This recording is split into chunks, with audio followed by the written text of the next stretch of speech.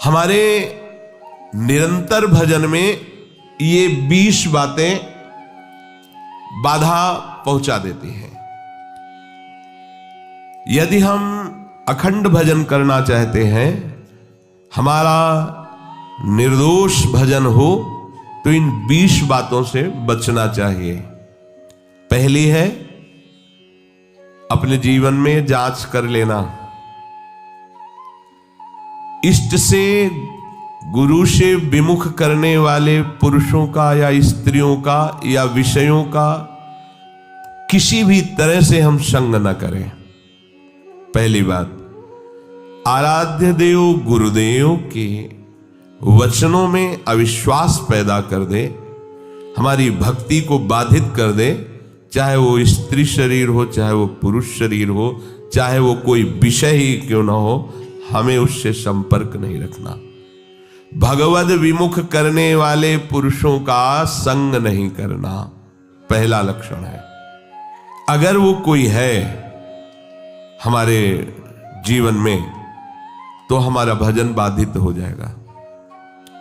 हमें संग नहीं करना, समझना है, हमें संग नहीं करना। मान लो भगवत मार्ग में विरक्त हैं तो, पर जो गृहस्थ है भजन करके भगवत प्राप्ति चाहता है, परिवार में अलग अलग उद्देश्य वाले, अलग अलग भाव वाले हैं, भिन्ने भिन्ने मति, अलग अलग मति वाले हैं। अब वो कैसे भजन करें? अपने को संपर्क नहीं रखना, अपने को जो कर्तव्य पालन करना वो करना, लेकिन हमको उनकी बात नहीं सुननी, उनका संग नहीं करना, उनका चिंतन नहीं करना। अगर इतनी चतुराई नहीं तो फिर भजन बाधित हो जाएगा। जासे होए स्नेह राम पद एतो मतो हमारो, जिससे प्रभु के चरणों में प्रेम हो, ये सबसे बड़ा मत है। गोस्वामी तुलसीदास जी कह रहे हैं। हमारे आराध्य देव गुरुदेव, इनमें अश्रद्धा पैदा करवा दे। आराध्य देव का नाम, आराध्य देव की लीला, आराध्य देव का गुण महिमा धाम जो गुरुदेव से प्राप्त हुआ है, उसमें हमारी अरुचि करवा दे। इससे बड़ा शत्रु और कौन हो सकता है? दूसरा, अधिक बोलना। मननशील महात्मा को ज्यादा बोलने का अवसर नहीं है। प्रायः आप देखना भजनानंदी उपासक मौन व्रती मिलेंगे। एक होता है जड़ मौन और एक होता है विचार मौन। उपासक को विचार मौन रहना ही चाहिए। आवश्यक है तो उत्तर दे दिया कम शब्दों में, अनावश्यक बात बोलनी ही नहीं है। कोई चाहे नाराज हो या प्रसन्न हो, हमें इससे मतलब नहीं। हमें अपने सिद्धांत से चलना है। बैठ करके गप्पे नहीं मारनी, कम शब्दों में उत्तर दीजिए और मनन परायण रहकर हर समय अपने आराध्य देव का नाम मंत्र चल रहा है। अधिक बोलना ये भजन में बहुत बड़ा विघ्न पैदा कर देगा।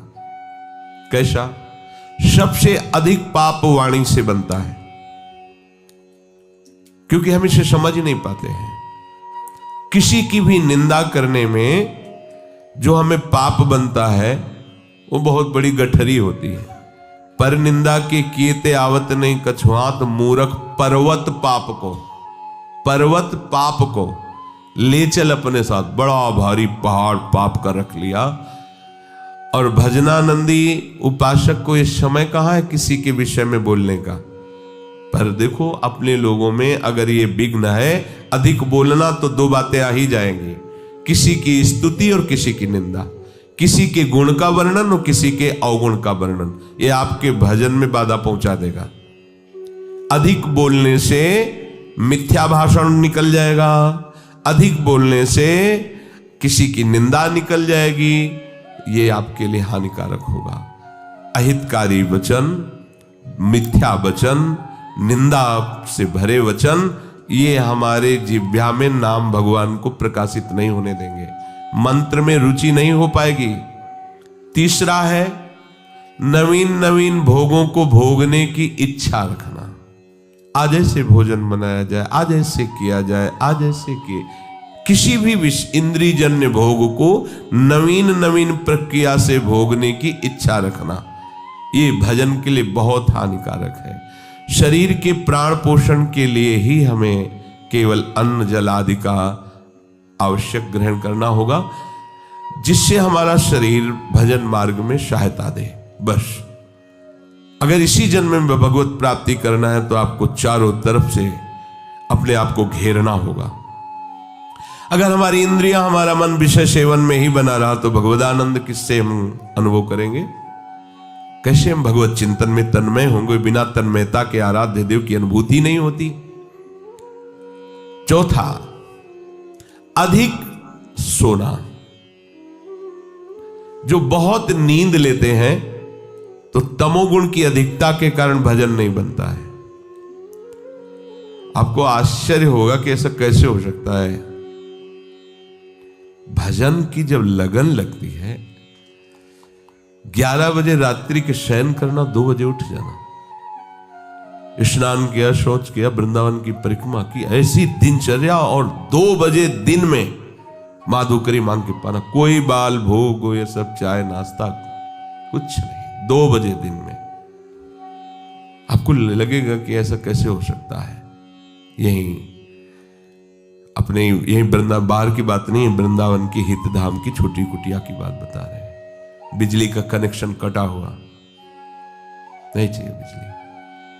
अगर हम विषय सेवन में रुचि रखेंगे तो हमारी रुचि भजन की कैसे बनेगी?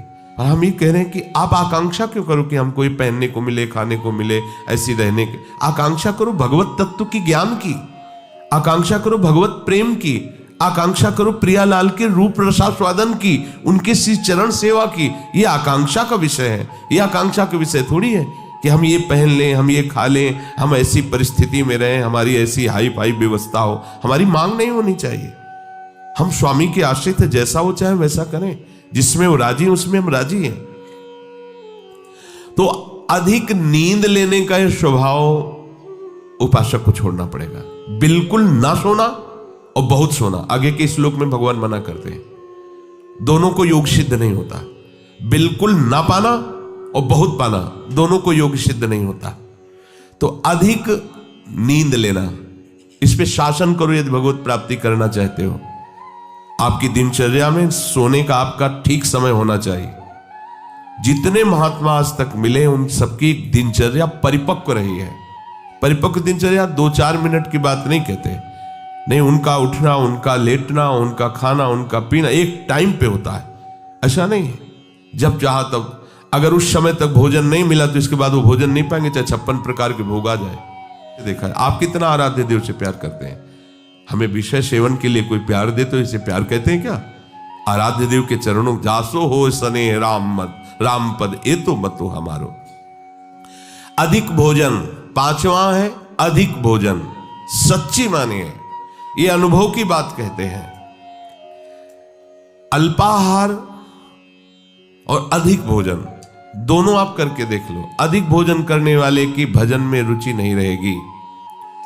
अगर दोनों टाइम आप भोजन जितना चाहिए उससे अधिक लोगे तो आप ब्रह्मचर्य रह ही नहीं सकते, आप भजन कर ही नहीं सकते। आपकी भजन में रुचि नहीं रहेगी, वो एक खिलवाड़ केवल होता रहेगा, दिन पार होता रहेगा। और आप 2-4 दिन आपको थोड़ा परेशानी पड़ेगी किसी भी संयम को धारण करने के लिए। आप उसे धारण कीजिए, फिर आप देखिएगा अगर आप 15-20 दिन ऐसे संयम से चले, फिर आपको हम ही छूट दे दें तो आप कहोगे नहीं बस ऐसा ही ठीक है। धीरे धीरे आपको हर इंद्रिय, हर वृत्ति को अपने आराध्य देव प्रियालाल में समर्पित करना है। रोज का रोज हमारी आयु नष्ट हो रही, हमारा लक्ष्य केवल यही बना हुआ है, संसार के भोग। सोचो हम कहां खड़े हैं, हमें कहां पहुंचना है। अधिक भोजन ये भजन का विघ्न है, 5वां। और 6ठा है उपासक होकर हंसी मजाक गंदी करना। उपासक भी हंसते हैं अपने आराध्य देव की, अपने उपासना की, उपासक जन मिलकर वार्ता। ऐसा नहीं कि संसारिक हो, उनको कॉमेडी उनको सुन के हंसना पड़े, उनको वो प्रोग्राम देखना पड़े कि हाँ चल रहा है कॉमेडी को हम हंस रहे हैं। ये साधना है क्या? हंसने के लिए तुम्हें तो प्रियालाल बहुत है, हास परिहास रसिका। या उपासक ने आपस में बैठ करके भगवत वार्ता, पवित्र वार्ता से विनोद, नहीं तो विनोद की ठौर कहां है? बिल्कुल नारायण हरि भजन में 5 न सुहात, विषय भोग निद्रा हंसी जगत प्रीति बहु बात। तो हंसी मजाक करना ये उपासक का भजन का विघ्न है। ऐसा न करें। सातवां है अपने रिश्ते नातेदारों के प्रति आसक्त हो जाना, जैसे स्त्री, पुत्र और भी जो संबंध है इनमें आसक्त, भजन नहीं बन पाएगा। सबकी ममता ताग बटोरी, मम पद मन ही बांध बटोरी। आठवां है क्रोधी स्वभाव बना लेना, जरा से कोई बात करे तो बस एकदम गुस्सा हो जाए। नहीं नहीं, आप भजन करने वाले हो। कभी कभी किसी की प्रतिकूल चेष्टा, अब जैसे आप परमार्थ में चल रहे हैं, किसी को परमार्थ संबंधी ही आप सावधान कर रहे हैं, वो आपके सामने ही प्रतिकूल आचरण कर रहा है, आपको गुस्सा नहीं होना है। ये आपकी भी तो परीक्षा हो सकती है। भगवान आपको भी तो देख रहे हैं कि आप उपदेश ही केवल देते हैं या आपके भी जीवन में कुछ है, इसलिए आप खुद देखो आपके जीवन में क्या है।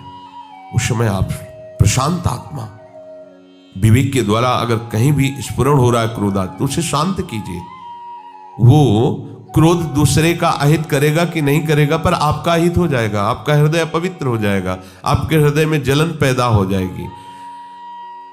क्रोध रूपी विकार भजन को बहुत ज्यादा ढकता है। पूज्य श्री बुढ़िया बाबा जी महाराज, 1 महीने में अगर कस के एक बार गुस्सा आ गई तो 1 महीने का भजन ढक जाएगा, वो भागवतिक तेज प्रकाशित नहीं हो पाएगा। और 12 बार साल में गुस्सा आ गई तो पूरे साल का भजन ढक गया से। 9वां है हिंसा करना। हिंसा वाणी से भी होती है, मन से भी होती है और शरीर से भी होती है। जो भगवत मार्ग का पथिक है सावधान रहता है शरीर से, तो हिंसा मुश्किल ही बनती है। किसी भी जीव को कष्ट देने का स्वभाव होने वाला साधक कैसे हो सकता है? किसी भी जीव को पीड़ा देने वाला कैसे साधक हो? परमार्थ का पथिक वो हो ही नहीं सकता, वो तो नाटकबाजी है। किसी भी जीव को शरीर से पीड़ा कैसे दे सकता है? वो नहीं दे सकता। बड़ी सावधानी रखने की जरूरत है। किसी भी जीव को नहीं। सांप मारो मारो मारो, बिच्छी मारो, कुछ को देखते छिपकली ऐसे भयभीत हो जैसे मगरमच्छ हो छिपकली, हाँ उसको निकाल के मार, ये सब बिल्कुल सावधान। बाबा श्रीधर जी महाराज कालीदय 10-12 छिपकली मच्छरदानी में ऊपर, मच्छरदानी ऐसी मच्छर के हाथ 10-20 जगह से डाल सकते हो, ऐसी मच्छरदानी लगी थी। क्या रात दिन भजन में डूबे हुए। वो ऐसा नहीं था कि वो छिप जो जाते थे अपने लोग। तो आपका लक्ष्य प्रभु है तो आप में सबको प्रभु को देखना होगा, सब में प्रभु, कोई भी बाधा नहीं पहुंचा सकता। हिंसा ना तो शरीर से होनी चाहिए और वाणी से भी हिंसा होती है। किसी के दिल में दुख पहुंचाने वाली वाणी बोलना है हिंसात्मक वाणी है नहीं। सबके दिल में दिलवर वास करता है, उसी की हम उपासना करते हैं। हमको ऐसे कठोर वचन नहीं बोलने हैं जिससे उसका हृदय दुखी हो जाए। हम अपनी बात कह देते हैं, ना मानो आपका, देखो भगवान गीता जी बोल दिए ना, मानो या ना मानो तुम्हारी बात है। मानोगे तो भगवदानंद में रहोगे, नहीं मानोगे तो विषयानंद में डूबोगे। और एक होता है मन से हिंसा करना, ये ज्यादा होता है। शरीर से हिंसा करना तो साधक मार्ग में बहुत ही निंदनीय है। वो तो शायद ही कोई ऐसा मूर्खतावश कर दे, नहीं तो नहीं करेगा। वाणी से वो भी चूक कर सकता है। किसी को ऐसे दुखद वचन, जाओ भोगोगे, ये भी दंड है ना। ये भी आप हिंसात्मक वचन बोल रहे हैं। अगर आप भजन करते हैं और आपका वचन लागू हो गया, जाओ भोगो, तो आपने उसके लिए विधान कर दिया ना दुख का। तो साधु से होए न कारज हानि, साधु तो परहित परम मंगल करने वाला होता है, उसके दुख का विधान कैसे करें। और मन से होता है कि जब कोई हमारे प्रतिकूल चलता है तो एक जलन होती है, उस जलन में हमारे अंदर निकलता है, भोगोगे तुम, फिर आगे चल करके तुम देख लेना तुम्हारी दुर्गति होगी, तुम अमुक कष्ट पाओगे, जाओ ऐसा ऐसे। वो जो मन है ना वो अपने आप संकल्प करता है, तब इसको समझ में आएगा कि ये जो हमारी प्रतिकूलता कर रहा है ना, तब इसको समझ, ये सब बातें नहीं होनी चाहिए। अगर ये बातें हैं तो आपके भजन में टांग टूट जाएगी आपकी, आप भजन की चढ़ाई पे नहीं चढ़ पाएंगे। ये टांग तो सुरक्षित बनी रहे चाहे, लेकिन भजन की चढ़ाई आप नहीं चढ़ पाएंगे, आप फिसल जाएंगे। जो दूसरे का तनिक भी अहित सोचता है, उस दूसरे का अहित हो या ना हो, तुम्हारा उसी क्षण से अहित शुरू हो गया, उसी क्षण से तुम्हारा हानि शुरू हो गया। 10वां है काम विकार। ये चाहे कर्म मार्ग का पथिक हो, कर्मयोग, भक्ति योग, ज्ञान योग, ये तीनों मार्गों में अपना एक छत्र बाधा का राज्य उपस्थित करता है काम। ये छोटी मोटी शक्ति नहीं, चाहे ज्ञान मार्ग में हो, चाहे कर्मयोग मार्ग में हो, चाहे भक्ति योग मार्ग में हो। ये ऐसा भागवतिक सैनिक है कि हर जगह इसका प्रवेश है, विघ्न पहुंचाने की इसमें ताकत है। इसीलिए सब इससे डरते रहते हैं। अगर इससे डरते रहोगे तो निर्भय हो जाओगे, और इससे डरना बंद कर दोगे तो फिर डर तुम्हें कभी छोड़ेगा भी नहीं। ध्यान रखना, यही डर ही डरपि हरिवंश हित। महाप्रभु कह रहे हैं डरते रहो। ना जानो छिनंत कवन बुद्धि घटई प्रकाशित, छुटी चेतन जो अचेत तेऊ मुनि भय विश्वासित। महाप्रभु कह रहे हैं डरते रहो, ये बात से डरते रहो। एक संत भगवान कह रहे थे काला सर्प काट ले तो उसका उपचार हो सकता है, लेकिन ये काम अपना अधिकार हृदय पे कर ले, ये डस ले, इसका उपचार नहीं हो सकता। जैसे जैसे आपकी शरीर शक्ति क्षीण होती वैसे ही वासना और रंग लाती, क्योंकि दुर्गति करना है ना। इसे चाहिए कि भगवान नाम और भगवत आश्रय के बल से इस विकार को सह कर शांत किया जाए। जितना आप सहनशील होगे उतने ये शांत होता चला जाएगा। 11वां, अपनी निंदा होने पर सहन न करना। ये भजन में बाधा है। जब अपनी निंदा हो तो आनंद मनाना चाहिए अंदर से, कि जो हमें प्रारब्ध भोग भोगना था दंड रूप में, वो निंदा करके उसको नष्ट कर रहा है। बड़ी कृपा हुई। अंदर से इस बात को समझिएगा। अगर हमारी कोई निंदा कर रहा है तो हमें आनंदित होना चाहिए, हमारा परमार्थ मार्ग साफ हो रहा है। ध्यान रखना, हमारा परमार्थ मार्ग जो बाधित होने वाला था उसकी निंदा से कट गया। बहुत बड़ा प्रभाव है। बिना भोगे तुम्हारे प्रारब्ध का नाश करा दे वो निंदक है, इससे बड़ा कोई हमारा सहयोगी नहीं है। साधो निंदक मित्र हमारा। चरणदास जी ने इसमें बड़ा आशीर्वाद दिया है कि जो कोई निंदा करे हमारी उतरे भव से पारा। साधो, क्योंकि उसने हमारे परमार्थ को साफ कर दिया। प्रशंसा करना वाला तो परमार्थ में रोड़ा पैदा कर दिया, देहाभिमान फिर पुष्ट होगा और भगवत चरणारविंद का आश्रय छूट जाएगा। लेकिन निंदा करने वाले ने भगवत आश्रय पुष्ट कर दिया, परमार्थ को बिल्कुल पवित्र और साफ कर दिया। पर ऐसा बहुत कम होता है। जब निंदा होती तो हम जब उसकी निंदा खुद करने लगते हैं तो उसका परिणाम ही होता है जो हमारे पास था वो तो था ही और वापस आ जाता है। पर निंदा के किए थे आवत नहीं कछुआत, मूर्ख पर्वत पाप को ले। हमें दूसरे की निंदा नहीं करनी, पर अपनी निंदा हो तो आनंद पूर्वक सहना है। किसी से कहना भी नहीं कि वो हमारी निंदा करता है, नहीं, जो पूरा काम होना है उसमें घाटा पड़ जाएगा। परम लाभ की बात है, ध्यान देना। पर ये सहल नहीं होती बिल्कुल, और ये बिल्कुल निर्मल कर देगा आपको। निंदक नियरे राखिए आंगन कुटी छवाए, बिना साबुन पानी बिना निर्मल करे सुहाए। कह रहे ज्यादा दूर मत रखो, सीधे आंगन में रखो, जिसे निकलते बैठते हो तुम्हारे कान में निंदा पड़े। अगर कहीं भगवान ऐसी पवित्र व्यवस्था कर देते हैं कि कोई निंदा करे तो उसका विरोध कभी न करे। जैसे कोई कहे कि वो ऐसी निंदा कर रहे थे, हाँ तो इसी लायक हम ही है ना, राधा राधा, आगे बढ़ो, अपना काम बन रहा है। श्री जी कितनी कृपालु है, बिना भोगे हमें निर्मल करके आगे बढ़ा रही। और 12वां है स्वयं दूसरों की कभी निंदा ना करना और ना सुनना। देख लो ये भजन के विघ्न है। अपनी जबान से किसी की निंदा नहीं करना, अपने कान से किसी की निंदा नहीं सुनना। और 13वां है अपनी दिनचर्या में आलस्य न करना। ये बहुत रोज 4 सवा 4 बजे जाना पड़ता है, कभी कभी तो सो लेते हैं या प्रमादी नहीं, या शरीर चलने लायक नहीं रहा तो बात है, नहीं तो आलस्य साधु के उपासक के परमार्थिक जीवन में बहुत बड़ा शत्रु। आलस्य नहीं होना चाहिए।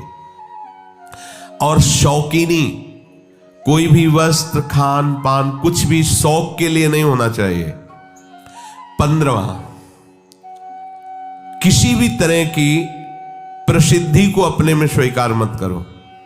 हजारों लोग प्रणाम कर रहे हैं, यश हो रहा है, ऐसा वैसा, आपका नहीं हो रहा है। वो आपके गुरुदेव और आराध्य देव का है, आपका नहीं। आप स्वीकार करोगे तो विष पी लोगे। सम्मानम कल्याति घोर गरलम नीचापमानम सुधा, श्रीपाद प्रबोधानंद जी महाराज कह रहे हैं। ये सम्मान विष है, तुम्हें सम्मान नहीं हो रहा। अगर तुम समझते हो तुम्हारा सम्मान हो रहा है तो आराध्य देव और गुरुदेव से अलग होइए, उनके चिन्हों को धारण करना बंद कीजिए। देखो कौन तुम्हें प्रणाम करता है। उनका यश गा रहे हो इसलिए तुम्हारा यश हो रहा है, उनके दासत्व से युक्त हो इसलिए तुम्हारे सामने दास भाव से सब जन प्रणाम कर रहे हैं। तुम प्रभु के आश्रित हो इसलिए वो तुम्हारे आश्रित हो रहे हैं।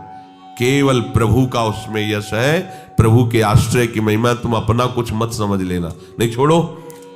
प्रभु के चिन्हों को धारण करना छोड़ो, प्रभु की बात करना छोड़ो, फिर देखो तुम्हें कौन प्रणाम करता है। तो जो भी यश कीर्ति बड़ाई सम्मान है वो हमारे गुरुदेव का है। उन्हीं के सजाए सज रहे हैं, उन्हीं के द्वारा दिए हुए मंत्र उपासना से हम आनंदित हैं। उन्हीं के आश्रय के कारण ये सब है, अपना अस्तित्व नहीं है। मान बड़ाई की चाह रखना भजन का बड़ा भारी विघ्न है कि भाई और कुछ तो नहीं है, चाहते हम, पर इतना तो है कि समाज में बना रहे भजनानंदी महात्मा है, आओ आओ आओ, देखो बचपन से भजन कर रहे हैं, इनको आदर दीजिए, बड़े त्यागी महात्मा है। ये सुनने के लिए कान लालायित रहते हैं अहंकार पुष्ट होने की वृत्ति वाले के। ये नहीं होना चाहिए। यदि गुरुदेव की कृपा ना हो, प्रियाजू की कृपा ना हो, तो एक बार राधा नहीं बोल सकते। तुम निरंतर भजन की तो बात जाने दो। एक दिन निष्पाप व्यतीत होना कठिन हो जाएगा। निष्पाप एक दिन व्यतीत होना कठिन हो जाएगा और तुम्हारा जीवन निष्पाप हो रहा है केवल गुरु कृपा, आराध्य देव की कृपा। 17वां, अपने में श्रेष्ठता जनित अभिमान होना, गुरुपन होना। मैं बहुत ज्ञानी हूं, मैं बहुत, किसी भी तरह का अपने में श्रेष्ठता का अभिमान होना। देखो हमारे परम गुरु हैं श्री आचार्य चरण जी, लेकिन वो अपने को क्या बोल रहे हैं, ग्रंथ में लिख के गए, बोले क्वाहम तुच्छा परम मधमा। क्या शब्द लिख रहे हैं एक श्लोक में, क्वाहम मूढ़मति। ये अपने लिए लिख रहे हैं। ये उत्तम महाभागवत का लक्षण है, उसमें दैन्य होता है। देखो आज तक कोई श्री हनुमान जी की जोड़ का महात्मा नहीं हुआ, हनुमान जी की जोड़ का नहीं हुआ। बल में, ज्ञान में, दासत्व में, सेवा में बेजोड़ महात्मा। लेकिन आप क्या वर्णन कर रहे हैं? आप सोचो, विभीषण एक महान भागवत से मिल रहे हैं तो परिचय क्या दे रहे हैं? वहां पढ़ के देखो, असमय अधम सखा सुनो मोहू पर रघुवीर। मुझ जैसे अधम पर भी प्रभु कृपा बनाए हो मुझे दासत्व से। और जब प्रभु से पहली बार मिले तो उन्होंने यही कहा था, एक में मंद मोह मत कुटिल हृदय अज्ञान पुनि प्रभु मोहि विसारेऊ दीन बंधु भगवान। और जबकि ज्ञानी नाम अग्रगण्यम बुद्धिमताम वरिष्ठम, रोम रोम से सियाराम निकलता, जवान की तो बात जाने दो। यत्र यत्र रघुनाथ कीर्तनम तत्र तत्र कृतमस्त कांजिलम वाष्पवारि परिपूर्ण लोचनम मारुतिम नमत राक्षसांतकम। और बल विक्रम की तो कहना ही क्या, जेहगिर चरण दे हनुमंता चले उसका पाताल, जिम अमोघ रघुपति कर बाना यही भांति चले हो हनुमान।